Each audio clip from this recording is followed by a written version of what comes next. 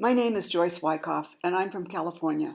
However, for the past 2 years, I've lived on the largest lake in Mexico, in the village of Ajijic, which has a large population of English-speaking expats.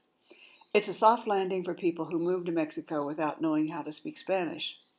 I've been trying to learn to speak Spanish for way too many years and have dropped out of lots of adult ed classes, papered my house with sticky labels, bought boxes of flashcards when they still came in boxes, collected stacks of books and cassette tapes. Then came CDs, and after hours of listening to Pimsleur, I finally decided I was ready for immersion in San Miguel de Allende. Wrong. I was put into a beginner class with a lovely young couple from Australia. I was still a beginner, but with my California background, it had given me a rudimentary grasp of the rhythm and sounds of Spanish. The young couple was brand new to these sounds, so it wasn't a good match. I switched to a one-on-one coach and a lot of workbook study. That lasted until the workbook wanted me to learn the word for helicopter. I gave up and decided to just wander the streets in what I called La Escuela de las Calles. I'm a photographer and I loved that part.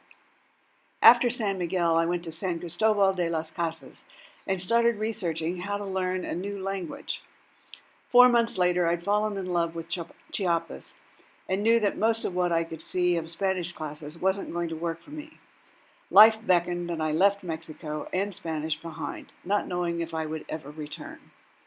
But 3 years later, I was living in Ajijic, determined once again to learn Spanish, but smart enough to avoid the classes available at the local expat center.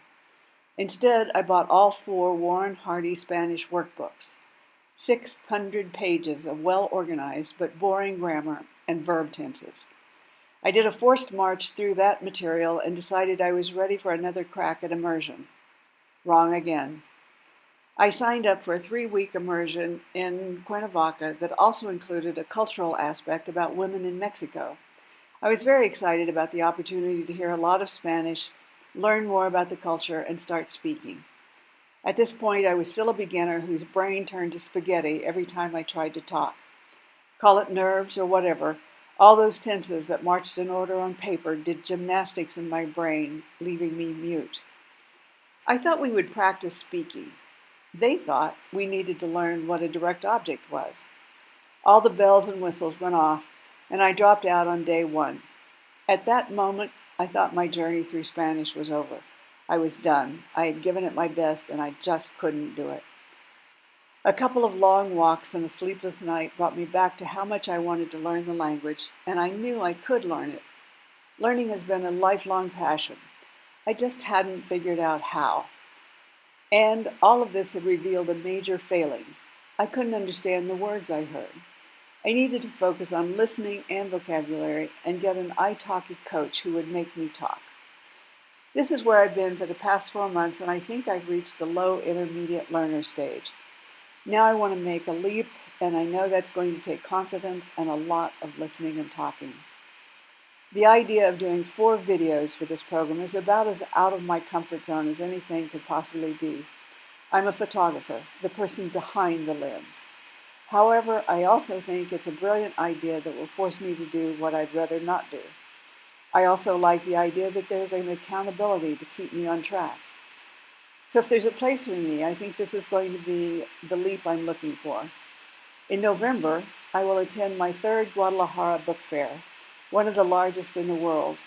It attracts major literary stars from all over the world, all speaking Spanish, of course. The first year, I understood virtually nothing. The second year, I caught a few words and phrases. This year, I would like to actually catch at least some of the meaning. Thank you for this challenge. I think it is exactly what I need right now.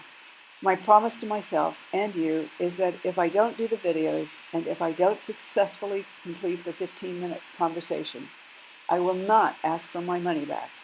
I will have failed myself and would not deserve to have it back.